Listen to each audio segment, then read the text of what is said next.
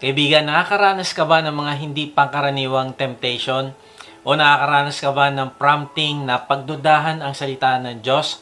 O kaya nararanasan mo ba yung mga sirkumstansya na sobrang bigat ng pressure sa atin na nagiging dahilan para lumayo tayo sa Diyos? O kaya temptation sa isang kasalanan na dati hindi mo naman ito struggle. Pero ngayon, bakit nagiging struggle mo na siya? Nakakaranas ka ba ng mahabang discouragement sa buhay na nagbubunga para hindi ka mag-function ng normal? O matindi ba ang tawag sa iyo ng laman na napipilitan ka mag-compromise? O kaya hindi mo mapigilan na hindi magalit sa ibang tao at magtanim ng sama ng loob? Meron ka bang desires na i-give up ang iyong Christian life? O isipin na hindi totoo ang grace ng Diyos at maniwalang nakasalalay sa gagawin mong good works ang iyong salvation? O nakakaranas ka ba na maging critical sa ibang mga tao o kaya nagbibigay ka ng mga excuses sa kawalan mo ng paglagong spiritual? Kaibigan, ilan lang ito sa katunayan na merong spiritual battle. Si Satanas at ang kanya mga kampon ay hindi tumitigil para tayo wasakin. Ang goal nila ay dalhin tayo sa kasalanan, guluhin ang ating buhay upang alisin natin ang ating mata sa Diyos at lumayo sa Kanya. Kaya nga tayo ay kailangan mag-ingat at magbantay. Sabi sa unang Pedro 5:8, maging handa kayo at magbantay. Ang dyablo, ang kaaway ninyo ay parang layong umuungal at aali-aligid na naghahanap ng malalapa. Kaibigan, sabi dito ay maging handa tayo at magbantay. Ang ibig sabihin ay totoo ang dyablo. Hindi ito sasabihin ni Pedro kung hindi ito totoo. At ang sabi dyan, ang dyablo ay hindi natin kakampi. Ang ibig sabihin, wala siyang mabuting hangad sa atin. Ang hangad niya ay wasakin tayo. Kaya siya ay ang kaaway natin. Napakasipag niya na umaaligid 24/7. At inaantay niya na tayo ay kanyang lapain. Kaya kaibigan, wag mong iisipin na hindi totoo ang dyablo, dahil hindi mo siya mapaghahandaan kung hindi ka maniniwala sa kanya. Sabi ni C.S. Lewis, there are two equal and opposite errors into which our race can fall about the devils. One is to disbelieve in their existence. The other is to believe and to feel an excessive and unhealthy interest in them. They themselves are equally pleased by both errors and hail a materialist or a magician with the same delight. Kaibigan, malinaw sa Bible na totoo si Satanas at kung kumikilos siya noon, simula pa lang sa buhay nila Adan at Eva, ay kumikilos pa rin siya hanggang ngayon.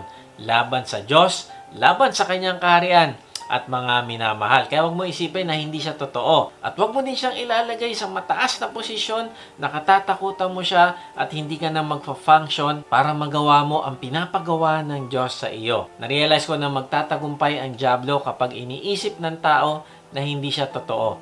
Mapapahamak tayo kapag hindi natin kinilala na pinagpaplanuhan niya tayo, na marami siyang kampon at meron siyang masamang balak sa atin. Sabi sa 2 Corinthians 4:4, hindi sila sumasampalataya sapagkat ang kanilang isip ay binulag ng Diyos ng kasamaan sa daigdig na ito, upang hindi nila makita ang liwanag ng magandang balita tungkol sa kaluwalhatian ni Kristo na siyang larawan ng Diyos. Narealize ko maraming tao hindi sumasampalataya sa Panginoong Hesus dahil binulag sila ng dyablo.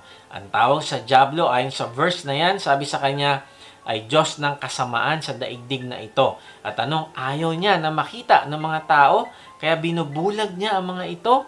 Ang sabi diyan, upang hindi makita ang liwanag ng magandang balita tungkol sa kaluwalhatian ni Kristo na siyang larawan ng Diyos. Naranasan mo na ba na magbahagi ng mabuting balita at kahit anong paliwanag mo, yung tao ay hindi pa din naniniwala o hindi niya maintindihan ang biyaya ng Panginoong Hesus sa kanya. Now, bakit nangyayari ito? Dahil binubulag ng Diyos ng kasamaan sa daigdig na ito ang taong iyon. Kaya kung tayo ay magbabahagi ng mabuting balita, kailangan nating maging handa. Ipanalangin natin na buksan ng Diyos ang mata ng taong kakausapin natin upang makita niya ang kaluwalhatian ng Panginoong Hesus at siya ay maligtas. And then sabi pa sa unang Juan 5:19, alam nating tayo sa Diyos kahit na ang buong sanlibutan ay nasa kapangyarihan ng dyablo.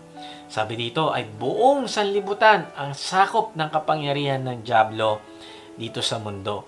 Sinusubukan niya tayo laging dalhin sa kasamaan, pagkawasak at kamatayan upang malayo tayo sa ating tuloy-tuloy na pagpapalago ng relasyon sa Panginoong Hesus. Kaya nga, na-realize ko, nung tinanggap mo ang Panginoong Hesus, ay nagdeklara ka na ng gera laban sa Kanya. Nung hindi ka pa nananampalataya sa Panginoong Hesus, hindi ka pa naging alagad niya, hindi ka pa naging anak niya, ay okay na okay ka kay Taning. Magkakampi kayo. Pero nung tinanggap mo na ang Panginoong Hesus bilang iyong Panginoon na tagapagligtas, ay dito na siya lalong nagingit-ngit ng galit sa iyo. At kailangan mong maging handa, kaibigan, dahil hindi siya titigil na tuksohin ka para hindi mo magawa ang purpose ng Diyos para sa iyong buhay. Wala na siyang magagawa para sa iyong kaligtasan, pero pwede ka niyang mahila pababa sa kasalanan at paglayo sa Diyos. Hindi ka lalago, hindi ka magbabago, malulugmok ka sa kasalanan at mabibigo kang dalhin ang mga mahal mo sa buhay sa Diyos. Mabibigo ka ding magbunga na gumawa ng alagad para sa kanyang kaharian. Yun ang layunin ng dyablo sa iyo. Parang sinasabi niya sa iyo, okay, nakaligtas ka sa walang hanggang kaparusahan, pero hindi ako papayag na madala mo pa ang iyong asawa, anak, kaibigan at katrabaho. Babantayan kita at lalapain upang madapa ka at hindi maging epektibong patotoo sa ibang tao. Now, kapag naintindihan natin ito, ay ang susunod nating tanong, paano naman ako hindi magiging biktima ng dyablo dito sa spiritual battle na ito? Yan yung ating pag-uusapan ngayon. Ang good news ay binigyan tayo ng Diyos ng resources para lumaban sa spiritual warfare natin. Hindi kanya gustong matakot kung hindi ang gusto niya ay magkaroon ka ng tapang at pag-asa. Kaibigan, tapusin mo ang mensahe na ito dahil pag-uusapan natin kung ano-ano ba ang mga sandata na ibinigay sa atin ng Diyos at paano natin ito gagamitin sa ating buhay upang mapagtagumpayan natin ang dyablo at hindi natin maranasan ang kapighatian na pinaplano niya sa buhay natin.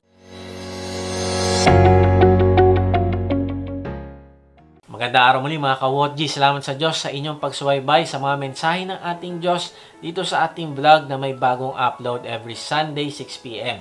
Sa mga hindi pa nakakilala sa akin, ako po si Kuya Mike. Ang calling po sa akin ng Diyos ay magbahagi ng kanyang salita sa paraang mas madaling maiintindihan ng mga manonood. Salamat din pala sa mga bagong members ng ating online discipleship group. Sa mga gustong mag-lead naman ng online discipleship group, ay message nyo lang kami, type nyo ang salitang lead at magre-reply kami para sa link ng registration. Meron nga pala tayong live worship service sa UpLive na ginaganap every Sunday 10 a.m. Pwede namin kayong ipanalangin dito pagkatapos ng service. Sa mga gustong sumamba, na kasama namin ay mag-type lang kayo ng worship at padadala namin kayo ng link.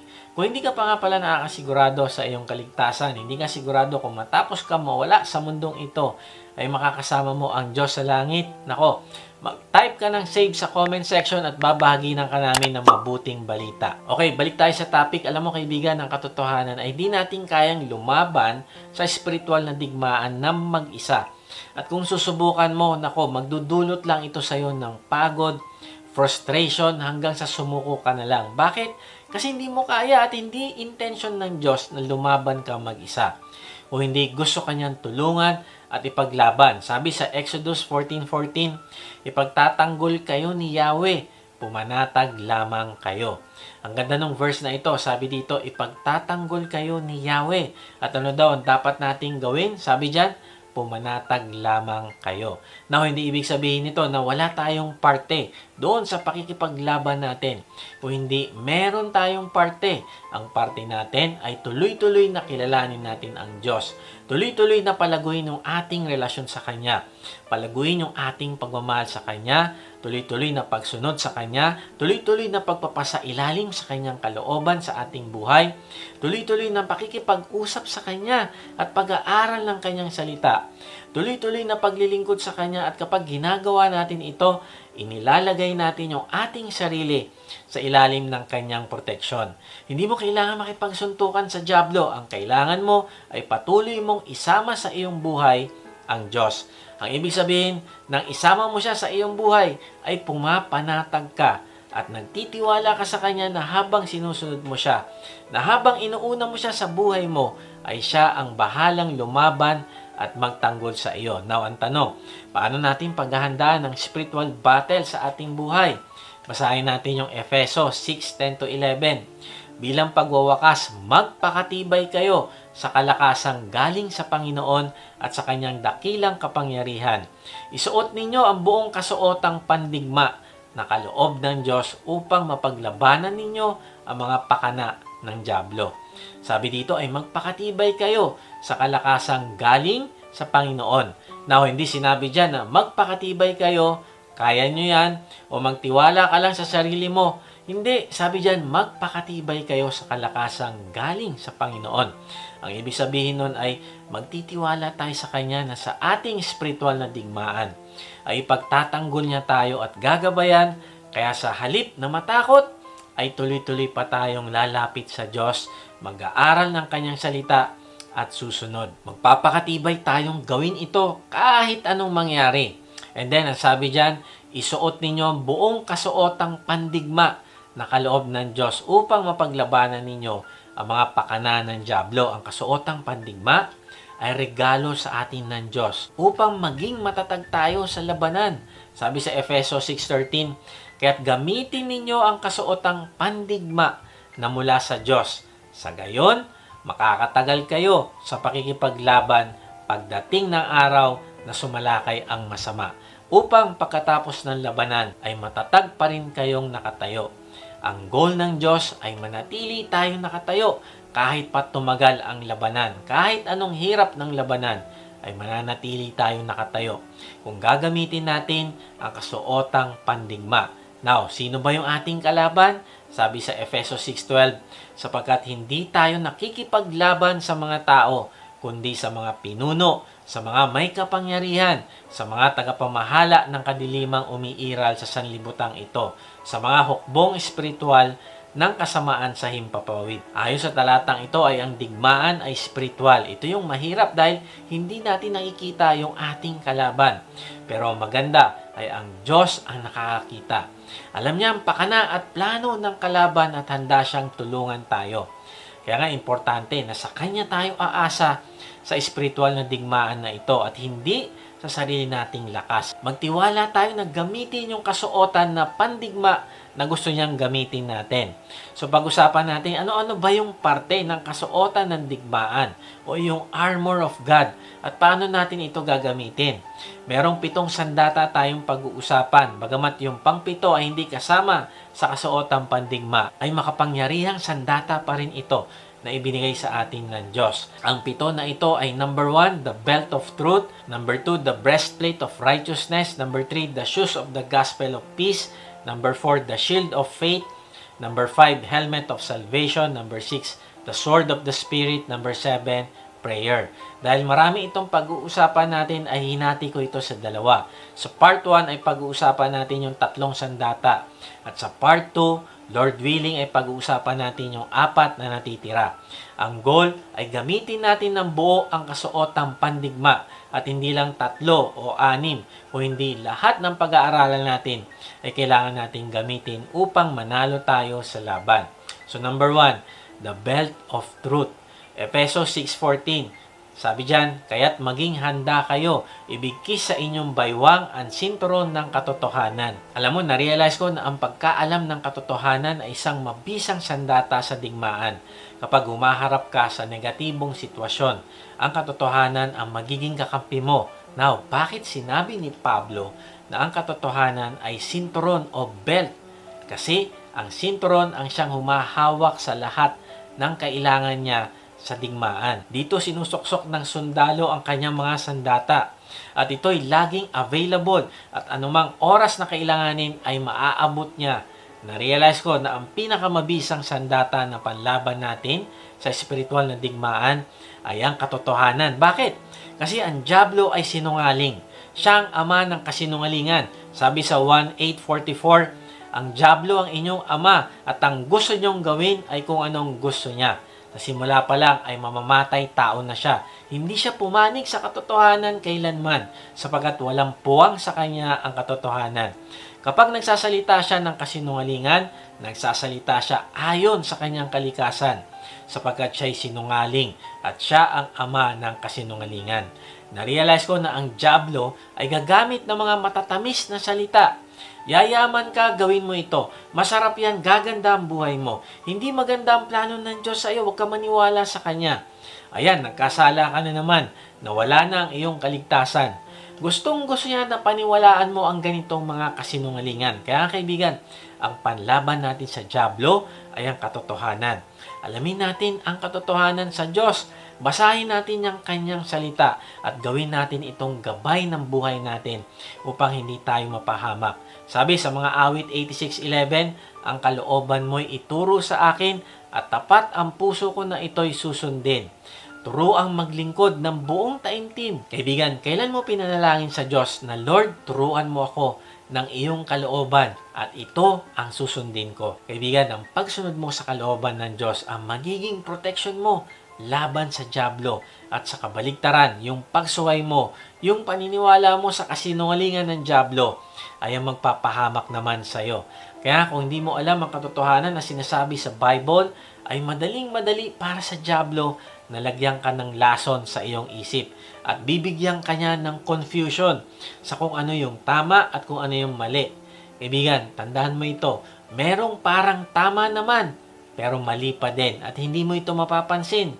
Lalo na kung hindi ka tuloy-tuloy na nagbabasa ng salita ng Diyos. Sabi ni Charles Spurgeon, discernment is not simply telling the difference between what is right and wrong. Rather, it is the difference between right and almost right. Na-realize ko, kung wala ang katotohanan mula sa Diyos, hindi natin maiintindihan ang kalakaran ng sanlibutan. At iisipin natin na kung ginagawa ng iba ang isang bagay, ay pwede din nating gawin niyon. Naku, mas maraming taong gumagawa ng isang bagay ay maaring ito nga yung tama. Kaibigan, isuot mo ang sinturon ng katotohanan upang hindi ka mapahamak. So, paano natin yung gagawin? Immerse yourself in Scripture. Ang pagbabasa ng Bible ay isang spiritual discipline na hindi natin pwedeng kaligtaan. Manalangin ka sa Diyos na bigyan Kanya ng desire sa iyong puso na basahin ng Kanyang salita. Hindi mahalaga kung umaga o tanghali o gabi. Ang importante ay meron kang araw-araw na panahon para makipag-usap sa Diyos sa pamamagitan ng pagbabasa ng Kanyang salita. At hindi mo lang ito babasahin para magkaroon ng kaalaman, kung hindi babasahin mo ito na ang intention mo ay apply ito sa iyong buhay. Sabi ni Billy Graham, "Oh, that we would hunger to be filled with the Word of God.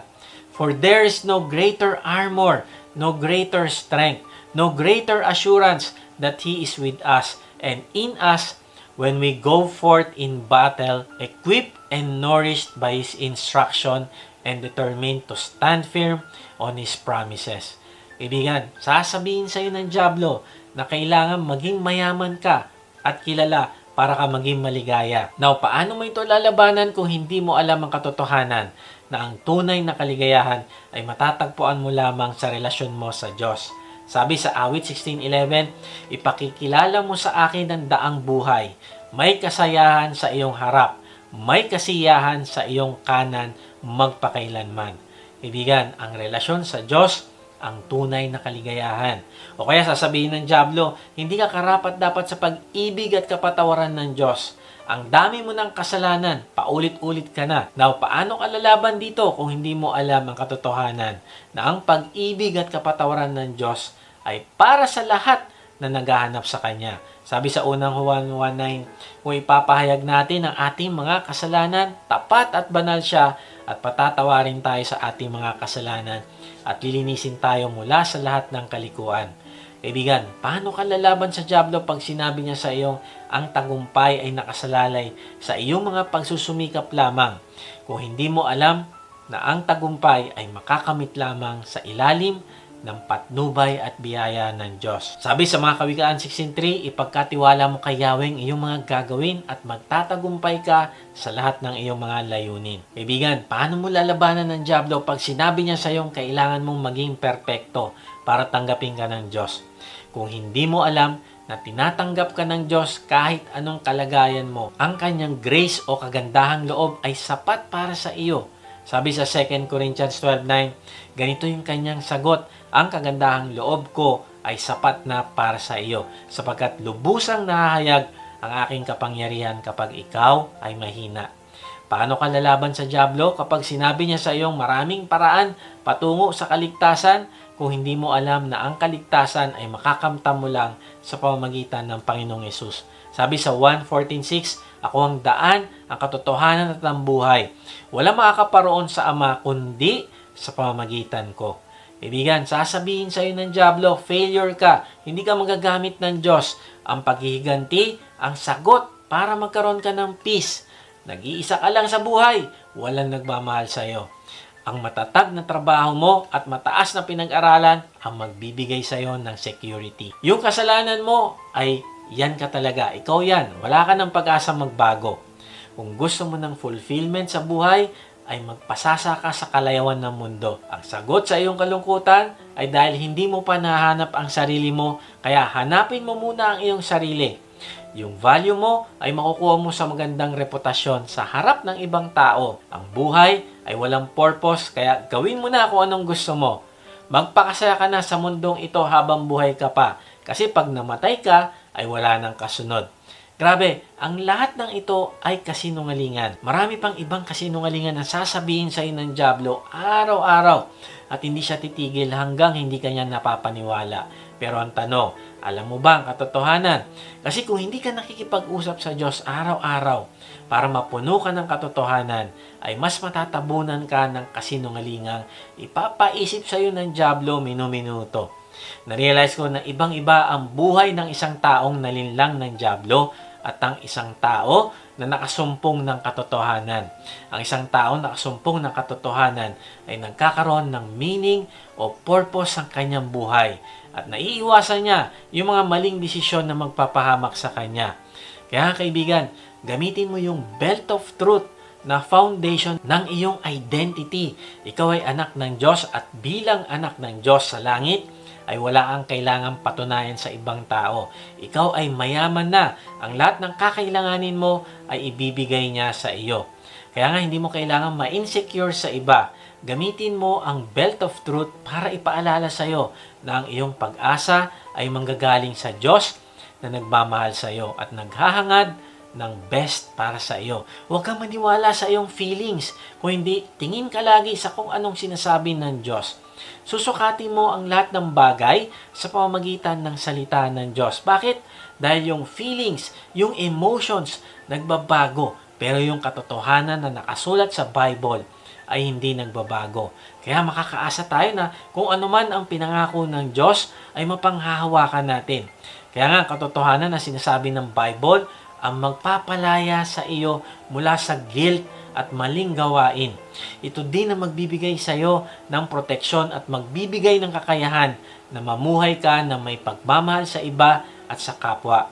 Kaibigan, gamitin mo yung belt of truth sa pamamagitan ng pagsasabuhay mo ng honesty at integrity.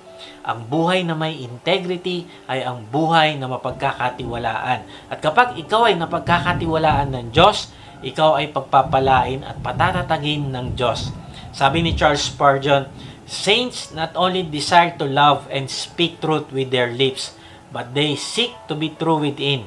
They will not lie, even in the closet of their hearts. For God is there to listen.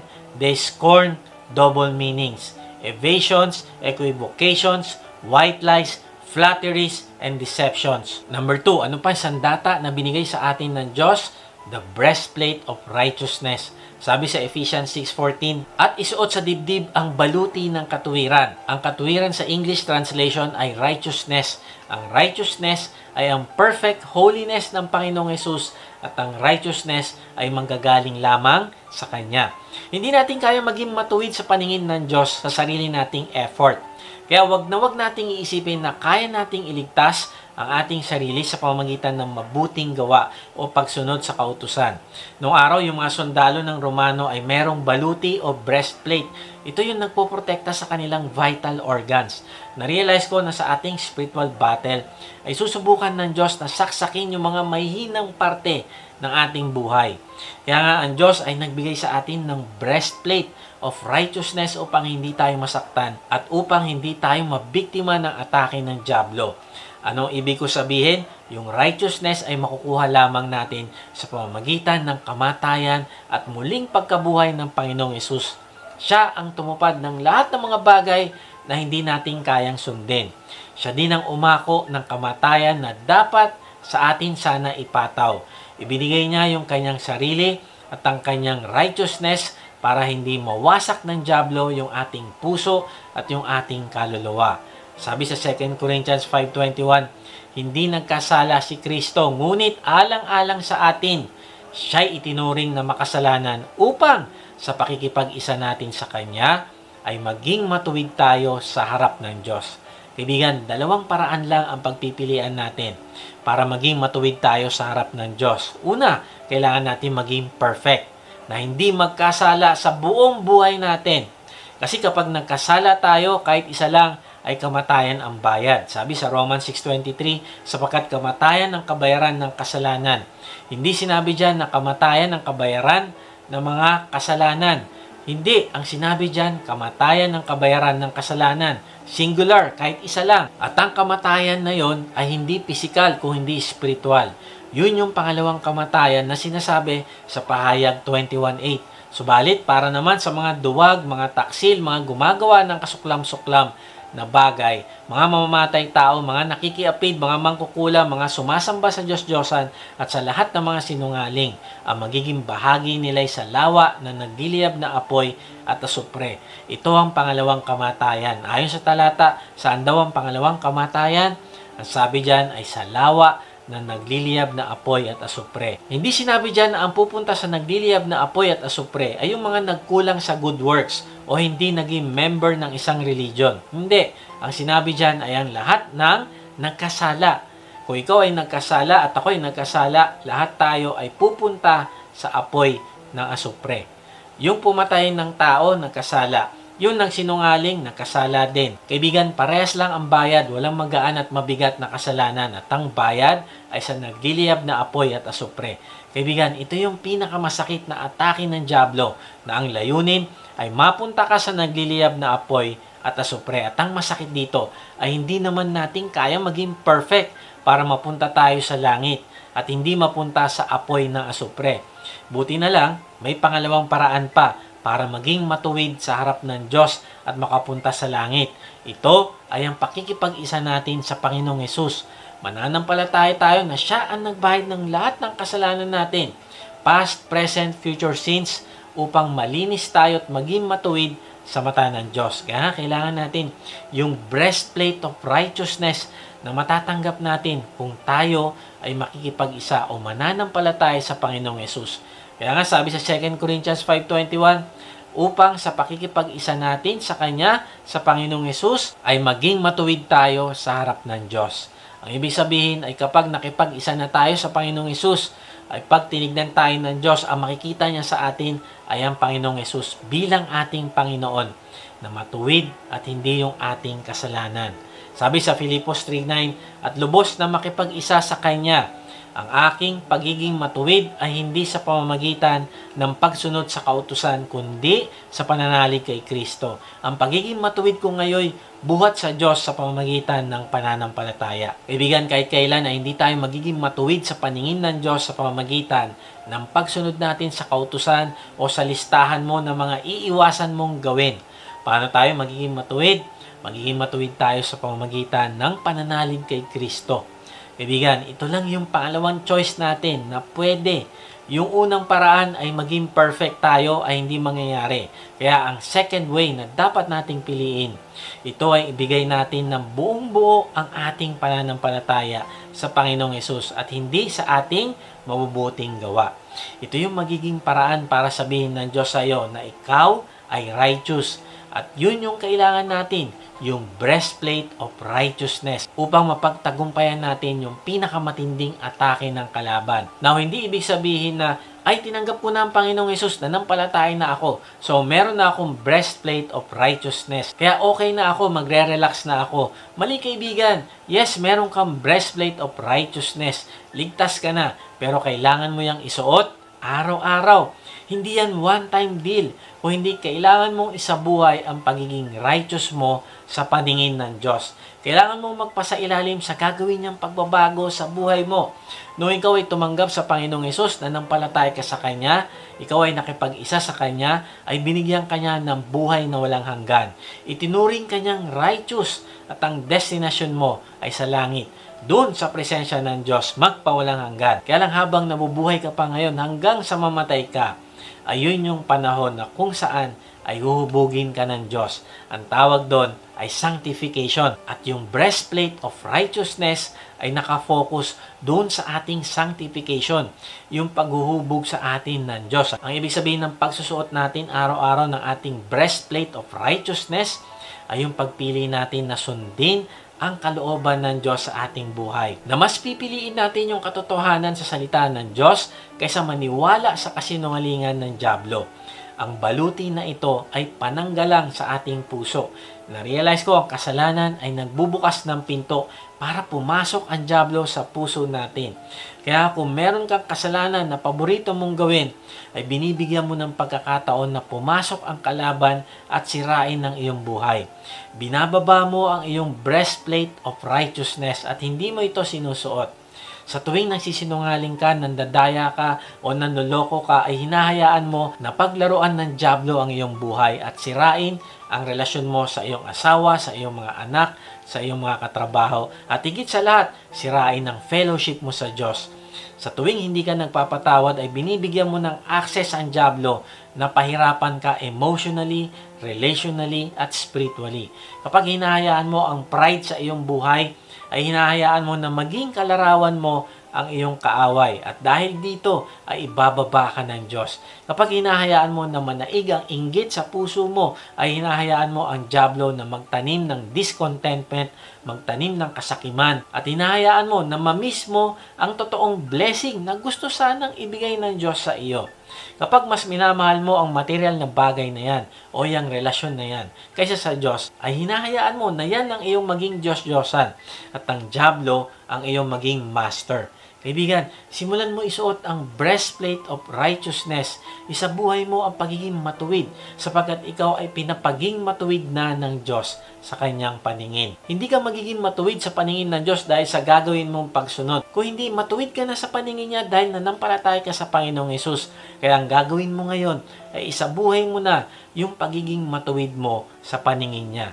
Lord, salamat sapagkat pinatawad mo ako at itinuring na matuwid ka at ibibigay ko ang buhay ko sa iyo na may pagsunod upang ikaw ay malugod at maparangalan sa buhay ko.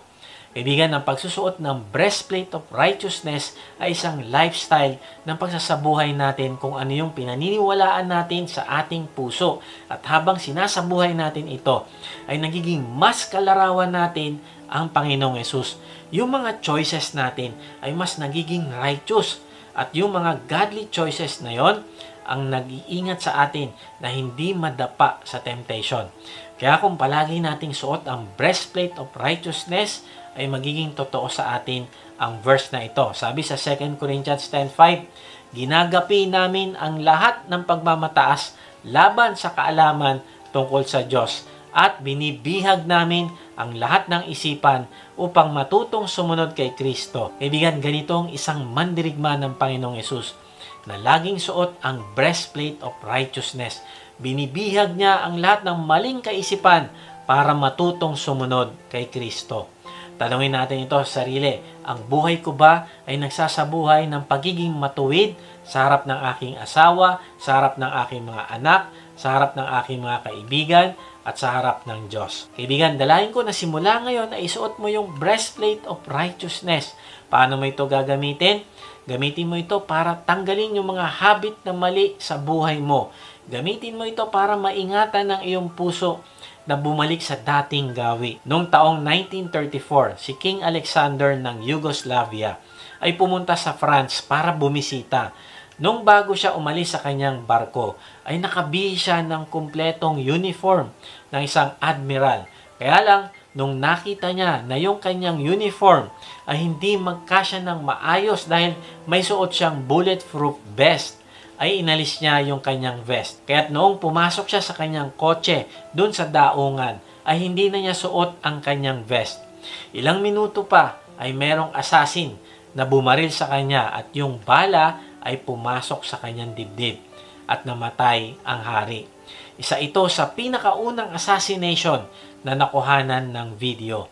Hindi kailangan mangyari ito kung isinuot lamang niya yung kanyang bulletproof vest. Kaya lang, mas naging interesado siya sa kung anong magiging itsura niya kaysa sa kanyang ikakabuti. Alam mo, maraming tao ang mas nag-aalala sa kanyang reputasyon kaysa magbago, kaysa maging accountable sa ibang tao. At kapag ginagawa natin ito, ay mas lalo tayong hindi gumagaling at nagbabago. Na-realize ko kung wala ang Panginoong Hesus sa buhay natin, hindi tayo magkakaroon ng breastplate of righteousness. Masusugatan tayo at mamamatay sa ikalawang kamatayan. Kaya kapag merong ni-reveal ang Diyos na kailangan nating baguhin, ay tumugon tayo ng pagsunod. Bakit? Dahil sa tuwing nagsasabi tayo ng no, saka na lang, unti-unti lang Lord, delay ko muna ito, wag muna ngayon, ay binababa natin yung ating breastplate of righteousness at doon tatagos ang palason ng dyablo sa ating buhay. At ito ang magpapahamak sa atin. Kaya kaibigan, maging mandirigma ka na palaging suot ang iyong breastplate of righteousness. Niligtas ka ng Panginoong Hesus hindi para maging laruan ng dyablo o hindi para maging mandirigma sa kanyang kaharian. And lastly, number 3, anong isa pang sandata na binigay sa atin ng Diyos? The shoes of the gospel of peace. Sabi sa Ephesians 6:15, isuot ninyo ang sapatos ng pagiging handa sa pangangaral ng magandang balita ng kapayapaan. Wow, sabi dito ay meron tayong isusuot na isang klase ng sapatos. Now, hindi ito Nike or Adidas, kung hindi ito ay sapatos na pagiging handa sa pangangaral ng magandang balita ng kapayapaan. Ang sapatos ay simbolo ng kahandaan ng isang sundalo na lumaban sa gera. At para sa ating mga alagad ng Panginoong Hesus, ito yung ating proteksyon. Yung maging handa tayo lagi sa pagbabahagi ng mabuting balita. Sabi sa unang Pedro 3:15, igalang ninyo si Kristo mula sa inyong puso bilang Panginoon. Lagi kayong maging handang sumagot sa sino mang humihingi ng paliwanag sa inyo tungkol sa pag-asang nasa inyo. Sabi dito ay kailangan nating maging handa na ibahagi ang mabuting balita sa mga taong dinadala ng Diyos sa buhay natin. Ginawa ng Diyos ang lahat para abutin tayo at panumbalikin ang naputol nating relasyon sa Kanya. At ngayong na-reconcile na tayo sa Kanya, meron na tayong kapayapaan sa Kanya, naging matuwid na ang tingin niya sa atin sa pamamagitan ng ating pananampalataya sa Panginoong Hesus. At dahil dito, ay ginagawa naman niya tayong representative o ambassador para malaman naman din ng iba ang kaligtasan na ibinigay niya ng libre. Sabi sa 2 Corinthians 5:18, all this is from God, who reconciled us to Himself through Christ and gave us the ministry of reconciliation. Kaibigan, kung ikaw ay na-reconcile na sa Diyos, naging anak ka na niya, ikaw ay may role na gagampanan. Sabi diyan, He gave us the ministry of reconciliation. Yun yung ministry mo. Dadalhin mo ang mga naliligaw. Yung mga hindi pa na-reconcile sa Diyos ay sisikapin mo na maibahagi sa kanila ang balita ng kaligtasan. Kaya kaibigan, ay kailangan mo maging handa sa pagbabahagi ng mabuting balita sa iba. Tanungin mo ito sa sarili. Kailan ka huling nagbahagi ng mabuting balita ng kapayapaan? Kaibigan, marami pang taong walang kapayapaan sa paligid natin. Wala pa silang peace dahil hindi nila alam kung makakasama nila ang Diyos sa langit o hindi balang araw. Kaibigan, nasa iyo ang responsibility para sa iyong mga mahal sa buhay, kaibigan at kakilala para ma-reconcile sila sa Diyos at magkaroon ng peace sa kanilang buhay. Now, maaaring tinatanong mo, bakit ba part ng kasuotang pandigma ang sapatos na may kahandaang magbahagi ng mabuting balita ng kapayapaan? Kasi nilagay siya ng Diyos dyan para maging kalakasan natin sa buhay. Na sa tuwing dumadaan tayo sa difficulties at hardship, ay hindi tayo panghihinaan ng loob. Dahil alam natin, una, tayo ay nakatanggap ng peace mula sa Diyos dahil sa ating kaligtasan. At pangalawa, ay meron tayong privilege na magbahagi din ng mabuting balita kahit pa ano ang pinagdadaanan natin sa ating buhay. Naiisipin natin na kapag ginagawa natin ang kalooban ng Diyos, na ibahagi natin ang mabuting balita kahit pa nga mahirap ang pinagdadaanan natin, ay kikilos siya para ipagtanggol tayo sa pamamagitan ng pagbibigay niya ng lahat ng kailangan natin. Paano mo isusuot ang sapatos na ito? Sinusuot mo ang sapatos na ito tuwing sinasabi mo sa Diyos, Lord, handa akong pumunta kahit saan mo ako tawagin. Handa akong sumunod kahit saan mo ako pasunurin. Handa akong magbahagi ng mabuting balita kahit kanino. Handa akong gumawa ng alagad para sa iyong kaharian. Ganun yung nagsusuot ng sapatos ng pagiging handa sa pagbabahagi ng magandang balita ng kapayapaan. Maraming tao naghahanap ng peace. Kapag tinanong mo sila kung anong pipiliin nila na magkaroon sa kanilang buhay, ay ang isasagot nila ay peace. Gusto nila ng kapayapaan sa kanilang marriage, pamilya, trabaho, bansa at sa buong mundo.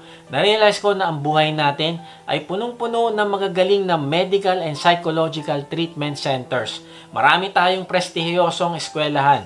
Pero sa kabila ng mga bagay na ito ay meron pa rin kulang sa atin. Naghahanap pa rin tayo ng peace at ang resulta ng kawalan ng peace ay broken marriages, naghihiwalay na pamilya, pagkapuot, rebelyon, financial problem, paglalaban-laban ng mga bansa at iba pa. Kaya nga ang mundo ay naghahanap ng iba't ibang paraan at nag-o-offer sila ng peace sa pamamagitan ng escapism. Ano ibig sabihin ng escapism? Ano-ano yung mga yon? Yun yung drugs, alcohol, immoral relationship at entertainment. Nag-o-offer din ng mundo ng lahat ng klaseng pleasure, self-satisfaction at positive thinking. Yung iba, sinasabi nila na ang peace dapat walang problema. Kaya ang ginagawa nila ay pag may problema, tinatalikuran nila ito sa halip na harapin kasama ang Diyos. Bakit? Kasi sabi nila, naghahanap daw sila ng peace, so tatalikuran nila ang problema. Kaibigan, ang mundo natin hanggang ngayon ay wala pa ring malinaw na sagot sa kapayapaan. Bakit? Dahil naghahanap ang tao sa maling lugar. Ang tunay na peace ay manggagaling lamang sa Diyos. Ito'y bunga ng banal na spirito. Sabi sa Galatians 5:22, but the fruit of the Spirit is love, joy, at ano daw? Peace, forbearance, kindness, goodness, faithfulness. Ang ibig sabihin ng peace na ito ay meron kayong harmony ng Diyos. Na-reconcile ka na sa Kanya, napatawad ka na, ikaw ay nakipag-isa na sa Panginoong Hesus at nananahan na sa iyo ang banal na spirito bilang tanda na ikaw ay anak na ng Diyos at pupunta ka sa piling niya balang araw. Ang ibig sabihin ng peace ay confident at secured ka sa pagmamahal ng Diyos sa iyo. Alam na alam mo at pinagtitiwalaan mo na ang Diyos ang magpo-provide ng lahat ng kailangan mo. Siya ang gagabay sa iyo. Siya ang magpapalakas sa iyo. Siya ang magbibigay ng encouragement sa iyo. Siya ang magliligtas sa iyo sa kung ano man ang pinagdadaanan mo. Ang peace na ito ay galing sa pagtanggap mo sa Panginoong Hesus bilang iyong Panginoon at tagapagligtas. At pangalawa, sa iyong kaalaman ng katotohanan na galing sa salita ng Diyos. Kaya kaibigan, tinatawag ka ng Diyos para maging kabahagi ng pagpapalaganap ng mabuting balita ng kapayapaan sa mga taong naliligaw. Simulan mo isuot ang sapatos mo ng kahandaang magbahagi na mabuting balita sa iba. Kapag ginagawa mo ito ay nagiging mas kalarawan mo ang Panginoong Hesus at nagiging daan ka para ipakita niya sa buong mundo na itong aking anak na ito ay nagbibigay ng glory sa akin. Nawang tanong, paano mo gagamitin itong sapatos na ito ng may kahandaan na magbahagi ng mabuting balita ng kapayapaan? Una, preach the gospel to yourself. Daily. Paalala mo sa sarili mo yung kapayapaan at pag-asa na meron ka dahil sa iyong pakikipag-isa sa Panginoong Hesus. Huwag mo antayin na kung kailan ka dumadaan sa problema, kung kailan ka dumadaan sa pagsubok, sa mga challenges, saka mo palang ipapaalala na ikaw ay may buhay na walang hanggan. Kaibigan, huwag mo gawin ito. Kung hindi ngayon pa lang, araw-araw, ay patatagin mo na ang iyong foundation na ikaw ay may security na dahil sa Panginoong Hesus. Alam mo, nabibless ako sa isa nating kapatid. Nakausap ko siya nitong Wednesday. Siya ay may sakit. Hinang-hina siya. Hindi siya makakain at tinudugo. Pero siya ay punong-puno pa rin ng pagpapasalamat sa Diyos at pagtitiwala sa Kanya. Alam mo, sabi niya, kung siya ay kukunin na ng Diyos, walang problema sa Kanya dahil makakasama na niya ang Panginoong Hesus. Sobra akong humanga sa Kanya dahil ang Kanyang buhay ay isang patotoo na siya ay meron ng peace na galing sa Diyos. Ang peace na galing sa Diyos ay hindi nakadepende sa kung anong sirkumstansya mo sa buhay. Kaya kaibigan, tanungin mo ito sa sarili. Ikaw ba ay merong totoong peace sa iyong sarili? Kasi kung hindi mo pinapaalala sa iyong sarili ang iyong kaligtasan na ginawa sa iyo ng Panginoong Hesus araw-araw, ay kapag dumating ang problema, ay manghihina ka at lalayo sa Diyos. Pangalawa, share your testimonies with others. Alam mo ba na ang pinakamadali at epektibong paraan para makapagbahagi ka ng mabuting balita ay ang sabihin mo sa kanila ang iyong istorya o kwento kung paano ka binago ng Diyos. Bakit? Kasi hindi nila pwedeng sabihin mali ka o hindi tama yung kwentong sinasabi mo sa kanila. Bakit? Kasi sarili mong istorya iyon at yun ang nangyari talaga sa iyo. Kaya sa pagkakataon na ito ay gusto ko pakinggan natin yung testimony ng isa nating kapatid. Mga kapatid, ang buhay ko noon ay masabi kong miserable. Walang direksyon ng buhay ko. Ang aking puso ay nababalutan ng inggit, selos, galit, sama ng loob, at yung mga ginagawa ko, pagbabarkada, panay ang gala, walang oras mag-church, nakikipag-chismisan, minsan yung gulo, nasasangkot ako sa gulo, kaya wala, parang useless lang.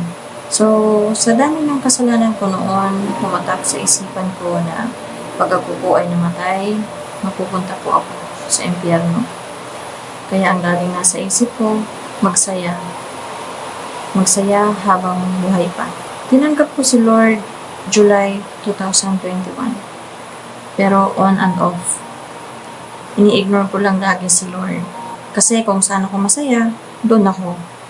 Naging busy po ako sa mga bagay na gusto ko lang gawin. Lumipas ang isang taon, wala pa rin akong nakikitang pagbabago sa buhay ko. Sa pagtanggap ko kay Lord, bigla kong naisip na mag-serve kaya ako. Napunta po ako sa WOG, magsaserve po ako. Pero may struggle pa rin po. Mas inuuna ko ang barkada. So, nawalan po ako ng oras sa pag-attend ng D-group, pag-attend sa online worship, pag-volunteer sa mga programa ng WOG. Kasi mas binigyan ko ng oras ang barkada ko. Dumating sa point na dahil sa mga kasalanan ko, may time na nag-away kami ng ate ko at mama ko.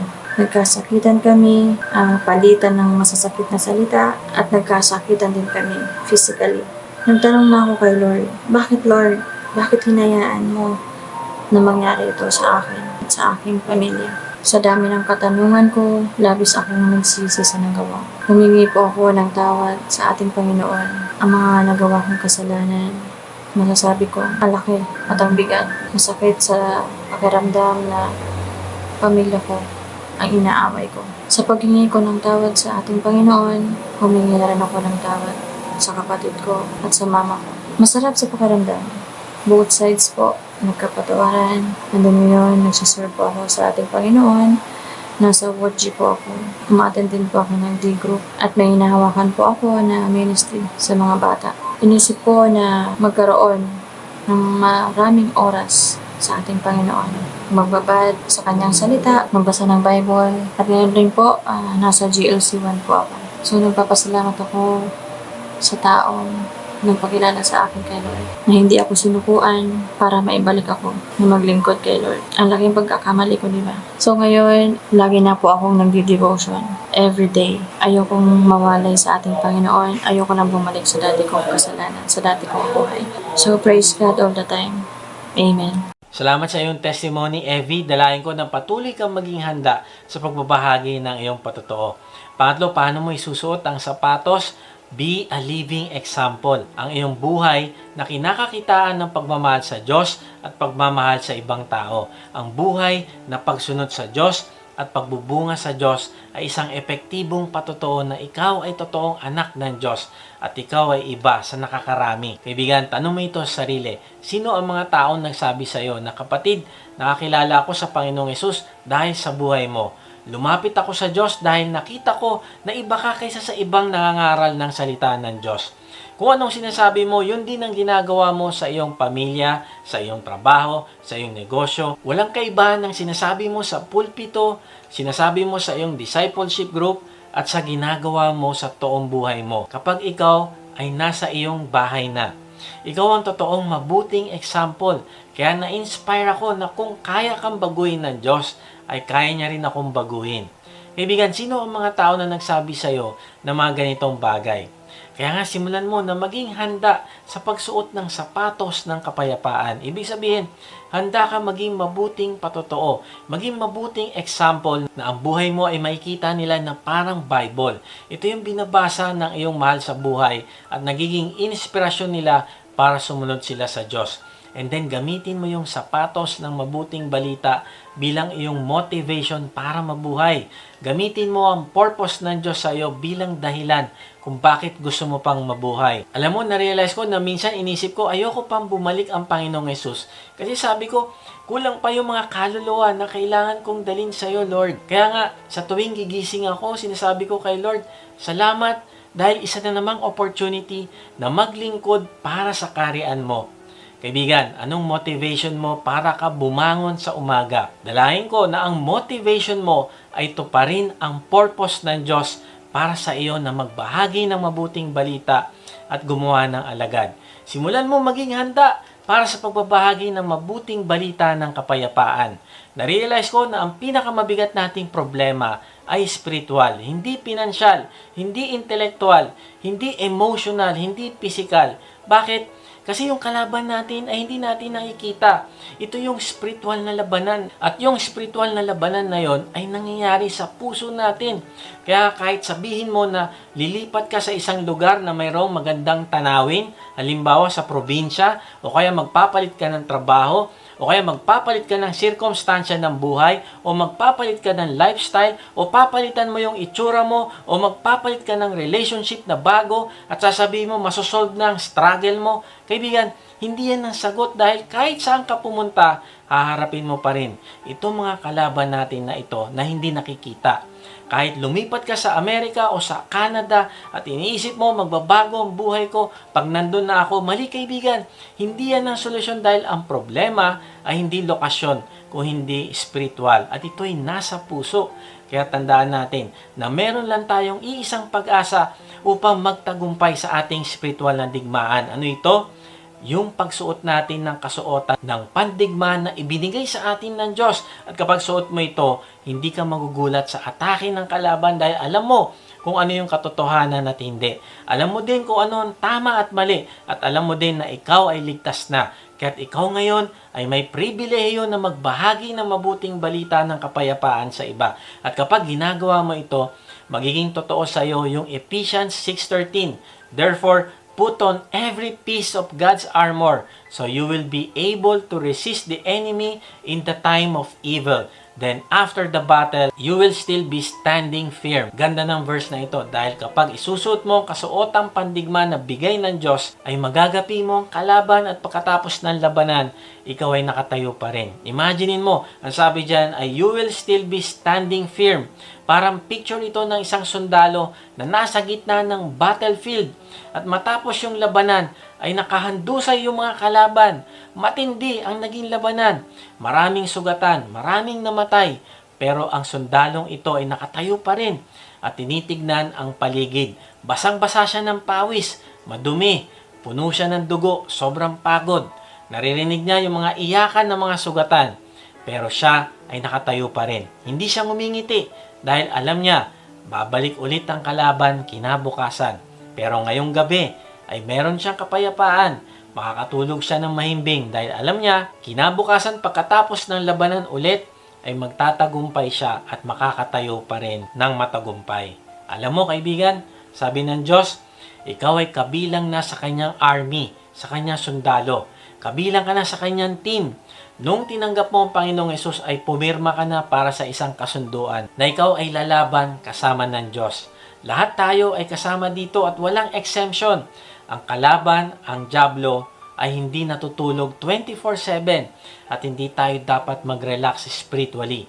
Kaya ka binigyan ng kasuotan ay para gamitin mo ito araw-araw. Sabi ni Pablo, put on the full armor of God. Hindi niya sinabing put on your own armor dahil alam niya na magtatagumpay lamang tayo sa ating spiritual battle kung ang isusuot natin ay yung armor ng Diyos. At yung armor natin na iyon ay walang iba kung hindi ang Panginoong Hesus. Lahat ng kailangan natin ay nasa ating Panginoong Hesus na. Kaibigan, maaaring gusto mo ding maging warrior ng Panginoong Hesus. Nakita mo na wala ka pala sa side niya, wala ka sa kanyang team, kaya palagi kang talunan ng dyablo. Ngayon na yung pagkakataon mo na mapasama sa kanyang kaharian. Manampalataya ka sa Panginoong Hesus na nagbayad ng iyong kasalanan sa krus at bibigyan kanya ng righteousness. Gagawin kanyang matuwid sa harapan ng Diyos. Paano mo ipapakita ang iyong pananampalataya sa Panginoong Hesus? Ipahayag mo ito sa pamamagitan ng isang panalangin. Kahit nasan ka, sabihin mo sa Kanya, Panginoong Hesus, inaamin ko po na ako po ay makasalanan, patawarin niyo po ako. Nananampalataya po ako na ikaw ang nagbayad ng aking kasalanan sa krus. Ngayon po ay sinusuko ko na ang aking sarili sa iyo. Binubuksan ko na ang aking puso. Pumasok ka at manahan sa akin. Tinatanggap kita bilang aking Panginoon at tagapagligtas. Simula ngayon ay tatalikdan ko na ang aking kasalanan. Tulungan niyo po akong magbago upang mapapurihan kita sa aking buhay. Amen. Kung sumabay ka sa panalangin natin bilang pananampalataya at pagtanggap mo sa Panginoong Hesus, ay mag-iwan ka sa comment section ng salitang accept para makilala ka namin at masama sa aming panalangin para sa iyong paglagong spiritual. Kung na-bless ka naman sa message na ito, inaanya kita mag-subscribe sa aking YouTube channel upang ma-notify ka pag may bago na kaming video. Ibahagi mo din ang mensahe na ito sa iba ng mga nanghihina, nangangamba sa buhay at nasa kapighatian upang ma-encourage sila na lumapit sa Diyos na nagmamahal sa atin. Kung gusto mo namang mas makilala pa ang Diyos ay sumama ka lang sa aming online discipleship group. Type mo lang ang salitang join sa comment section. Kung napapanood mo naman ito sa Facebook ay click mo lang yung send message at type mo doon ang salitang join at may magre-reply sa iyo para sa link ng registration form. Salamat nga pala sa mga nagsusupport sa ating ministry. At kung gusto mong maging partner sa ministry na ito na maggamit ka ng Diyos sa pagpapalaganap pa ng kanyang salita at pagtulong sa mga nangangailangan, ay inaanya kita mag-support financially sa ating gawain. Meron tayong give page sa baba ng description. Pag hindi nyo nakita ang link, ay mag-type lang kayo ng partner sa comment section at papadala namin kayo ng link. Sa ating pagtatapos, ay iwan ko ito sa inyo. Sabi ni J.I. Packer, righteousness, meaning holy integrity and uprightness, is the breastplate in the armor of God that Christians are called to wear in order to counter the devil's attacks. Kaibigan, isabuhay mo ang pagiging matuwid sa lahat ng pagkakataon. Ito mag-iingat sa iyo laban sa patibong ng dyablo. Sikapin mo na gawin ng kalooban ng Diyos sa lahat ng area ng buhay mo. Ingatan mo ang pinipili mong mga choices sa buhay. Isipin mo na ikaw ay mandirigma ng Panginoong Hesus. Ang isang sundalo ay nakafocus lang sa isang bagay. Ito ay sundin ang kanyang commander.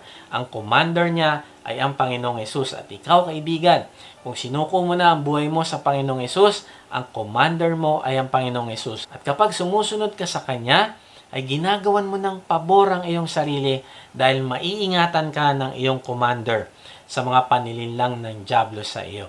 God bless.